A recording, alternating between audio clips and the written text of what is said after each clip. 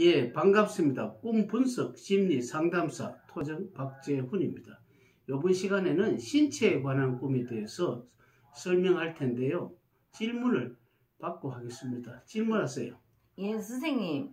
그 눈에 보이는 꿈을 꿀 때는 어떻게 해석을 하시나요? 신체 중에서 눈이라는 것은 이렇게 우리가 사물을 보지 않습니까? 예. 그 사물을 보는 꿈이라는 것은 어떤 사람의 예를 들어 가지고 사업을 하는 사람일 경우라 한번 생각해 봅시다. 예. 지금까지는 보이지 않는 사항이 보이는 거죠. 네네. 그러니까 한마디로 지금까지는 아무 생각 없이 사업을 한다든지 사업이 잘 되지 않았을 경우에 눈에 보인다는 것은 뭡니까? 이제야 우리가 눈에 보인다는 것은 뭡니까? 좀 멀리서도 보이는 거 있지만은 주로 가깝게서 보이는 게 많죠. 그렇죠. 가깝게 보면 더 정확하게 보이기 때문에 지금까지는 어떤 일을 해야 될지 감이 좀 오지 않다가 눈에 네. 보인다는 것은 네네. 이미 감이 잡힌 거기 때문에 조금 가까이 다가왔다고 보면 되겠습니다. 꼭 눈이라고 해서 우리 네네. 눈이라고 해석하시는 게 아니고요. 네. 내가 이것을 어떻게 보면 감을 잡았다 이렇게 보시면 될 겁니다. 아, 그러면 귀에 들리는 거는요? 귀라는 것은 소리잖아요. 네네. 눈이라는 것은 직접 보는 거지만 귀는 들리는 거는 예. 어떤 정보라든지 어떤 그 소문이죠. 예. 그 정보 소문이라는 것은 내가 직접 뭐 이것을 직접 뭐 듣는 것도 있지만 간접적으로 듣는 게 많죠. 네네. 그 눈에 보이는 것은 직접 보이는 것이고요. 네. 귀에 들린다는 것은 우리 꿈속에서 이렇게 귀에 들린다는 것은 느낌의 경우가 많습니다. 뭐 가만히 있는데 아버지가 뭐 조금 암시를 준다 하면은 아버지는 말을 하고 있지 않는데 예. 꿈을 꾸고 나면 아버지가 나한테 무슨 전달하는 그런 거 있잖아요. 네네. 그럼 귀에 들린다는 것은 정보이기 때문에 정보를 통해서 우리는 꿈을 아는 것. 그렇게 보통 뭐 느낌이죠. 그것이. 네. 그렇게 볼 수가 있습니다. 네. 그러면 혀가 맛보는 꿈은 어떻게 풀이하나요? 우리가 보는 것은 가깝게도 보고 멀리도 보죠. 예. 또 들리는 것은 그 멀리와 가까이 들리는 것도 있지만은 주로 자기가 직접 뭐 들리는 것도 있지만 전달을 통해서 한다면은 혀라는 것은 맛보는 것은 자기 자신이 맛보는 거 이외에는 없잖아요. 네네. 뭐 예를 들어 음식을 먹었을 때 혓바닥이 안에 들어왔잖아요. 예. 그렇다면 어떤 일을 추진하는데 그 입안에 들어왔다는 것 자체는 뭡니까? 우리는 뭐 집안에 들어왔다, 문 안에 들어왔다, 혀에 들어왔다는 것은 가장 자기 몸 중에서 가장 가깝게 이렇게 맞닿는 거잖아요. 네네. 그래서 우리는 어떤 일을 할 때 뭐 예를 들어 음식을 먹었을 때 뭐 어떤 사업을 하고 있는데 이것을 사업을 어떻게 추진하면 좋을지 모르고 이렇게 좀 당황하고 있을 때 네네. 뭐 예를 들어서 우리 뭐 떡을 이렇게 만약에 얻어먹었다 한번 쳐봅시다. 네네. 그럼 떡이라는 것은 입안에 혀에 들어와서 그때 그 맛을 느낄 때 있잖아요. 네네. 맛이 있다든지 맛이 없다든지 안 그러면 내가 조금 전에 배가 부른 상태에서 맛을 느끼지 못하잖아요. 그렇죠. 그 마찬가지로 우리는 혀에서 이렇게 맛을 보는 것은 내가 배고프다면 굉장히 맛있겠죠. 이거는 갈증이 났을 때 그 목이 마르는 것과 똑같은 생각입니다. 그러면 이제 혀가 예.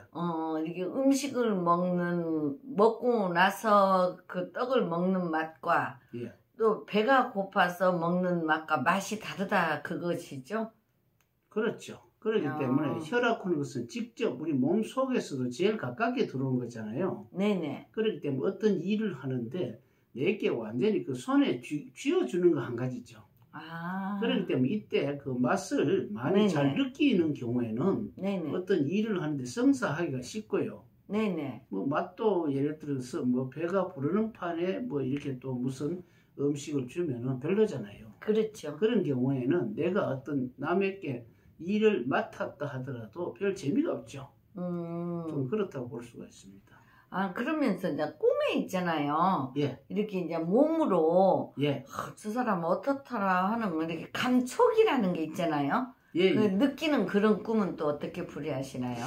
감촉은 우리가 어떻습니까? 대강 보면은 그 여름은 시원한 것이 좋고 네네. 겨울엔 따뜻한 게 좋고 네. 또 좀 그런 어떤 온도 변화도 좀 있고요. 예. 또 감촉은 또 이렇게 그 부드러운 감촉도 있고 또 안 그러면 조금 그 아프게 이렇게 문지르는 그런 감촉도 있잖아요. 네네. 그렇기 때문에 이런 감촉이라는 것은 여기서 그 좀 거칠고 안 그러면 부드럽다든지 안 그러면 따뜻하다든지 차갑다든지 여기에서 이제 꿈의 내용이 달라지거든요. 뭐 예를 들어 가지고 여름인데 뜨거운 것을 이렇게 그 감촉을 닿으면 안 좋죠. 겨울에 시원한 그러니까 차가운 것을 두면 안 좋잖아요. 예. 그런데 이제 몸이 이제 우리가 부드러운 것만 좋은 것이 아니고 만약에 어떤 사람들이 뭐 몸이 가렵잖아요. 예. 가려면 이제 좀 덩어리를 거칠게 좀 끓는 것도 괜찮기 때문에 그때 자기 상황에 따라 다릅니다. 그러니까 이제 상황에 그 꿈에 예. 어디에 이렇게 가려웠는가, 뜨거웠는가, 차가웠는가. 예, 그렇죠. 이제 그걸 가지고 거기 대처가 나가는 게 다 다르다는 그거네요. 예, 그렇지. 예를 들어서 겨울인데 이렇게 따뜻한 감촉을 갖는 게 좋잖아요. 그렇죠. 트롯이라든지 아니면 따뜻한 그 이불을 덮는다든지 해야 되는데 네네. 차가운 경우가 있잖아요. 네네. 그럼 차가우면 흉몽에 가깝잖아요. 흉몽에 가까웠을 때는 그러면 지금은 차갑기 때문에 따뜻하게 하면 되겠다는 그 감촉이 나오죠. 네. 그러면 꿈을 깨가지고도 그 사람이 이렇게 사업을 하는 데 있어서 따뜻하게 해주는 그런 방법이 좋겠죠. 지금 이제 선생님 말씀을 이렇게 강의를 듣다 보니까 눈, 귀, 혀, 몸, 촉각 이렇게 했는데 코로 냄새 나는 거는 어떻는가 한번 또 설명해 주세요. 코라는 것은 우리가 그 냄새를 코가 막히면은 냄새를 네네. 못 받잖아요. 네네. 혓바닥에 들어가는 음식은 직접 닿는 거지만 예. 코도 이렇게 냄새를 맡는데 코로 냄새를 맡는 건 동물하고 틀려서 사람은 아주 멀리는 못 맡습니다. 네. 막히면 또 문이 막히면 잘 못 맡잖아요. 예. 거의 냄새가 나는 것 중에서는 이래 냄새가 우리가 숙성이 됐을 때 냄새가 좀 잘 나잖아요. 예. 뭐 김치라도 갓 담그면 냄새가 안 나는데 익으면 이렇게 냄새가 진동하다든지 또 우리가 뭐 방귀를 금방 어떤 짙은 냄새가 날수록 냄새가 난다는 것 자체는 그 어떤 일들이 있잖아요. 이미 포면화돼 가지고 있다는 겁니다. 이미 누구라도 그 냄새가 난다는 것 자체가 우리는 그 저녁에 이렇게 시골 마을에 가보면 이렇게 연기가 피어오를 때 보면 마을에 냄새가 좀 나요. 네. 냄새가 나면 저기는 고기를 굽는구나, 뭐 저기는 뭐 채소를 한다든 이 대강 알잖아요. 그렇죠. 그렇기 때문에 우리가 냄새를 맡는다는 것 자체도 굉장히 임박한 일. 그러니까 혓바닥이라든지 코라든지 이것은 굉장히 우리가 신체 기능이라는 것은 그렇게 멀리 있는 상황이 꿈이 아니고요. 거의 가깝게 보이는 겁니다. 그렇기 때문에 코로 냄새 맡는 것은 이미 일들이 숙성이 된 것도 있잖아요. 뭐 이것은 좋은 일도 있지만 나쁜 일도 있겠죠. 이미 냄새가 난다 하잖아요. 우리가 보통 보면은 무슨 일이 되면은 뭐 다 돼가네, 냄새 나네 하는 그 자체가 뭐 실제 냄새보다도 일의 진척도를 이렇게 느낄 수 있고 포면화시키는 것이라고 봅니다. 그러니까 우리가 혀도 맛을 못 느끼는 사람이 있고 또 이렇게 코 비염이 심한 사람 냄새를 못 맡는 사람들이 있거든요.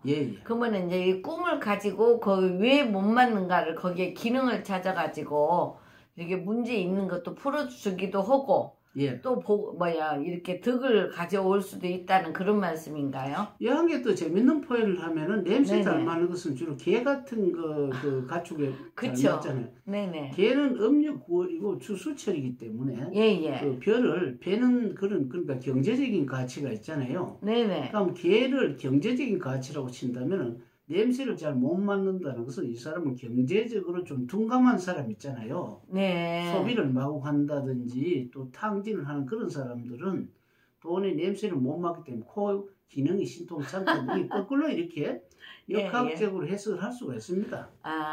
아무튼 잘 배웠습니다. 또 하나 추가적으로 생각하고 있는 꿈에 대해서 하나만 더 설명할게요.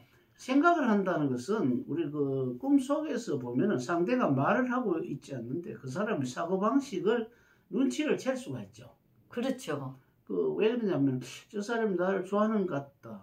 안주하는 것 같다. 이렇게 느낌으로 오잖아요. 네네. 그런 꿈도 우리는 꿈속에서 어떤 사람이 이제 보면은 내가 평소에 잘 먹는 사람, 내하고 사이가 좋지 않은 사람, 꿈에 이렇게 슬쩍 나타나잖아요. 네네. 그러면 사이가 안 좋은 사람이 나타났을 때는 저 사람이 항상 나에게 조금 질투를 한다든지 그런 사람이 만약에 있다면, 예예. 그 사업 쪽으로 이래 보면은 내가 무슨 빵 장사를 한다면 빵을 방해하는 일이 발생한다든지 뭐 이런 게 있잖아요. 예예. 그런 어떤 암시가 들어오기 때문에 우리는 꿈을 상징성을 이렇게 눈에 보인다, 귀에 들린다, 뭐 혀를 맛본다, 몸에 감촉을 느낀다, 코로 냄새가 난다, 생각을 한다. 이렇게 6기관 있죠. 예예. 이거를 아니비설신이라 그래가지고 뭐 색성량 미촉법을 이거는 6법이라 그럽니다. 그래서 우리는 이 6가지를 가지고 주로 해석을 하시면 될 것 같습니다. 네, 잘 배웠습니다, 선생님. 예, 다음 시간에는 또 다른 내용으로서 하겠습니다.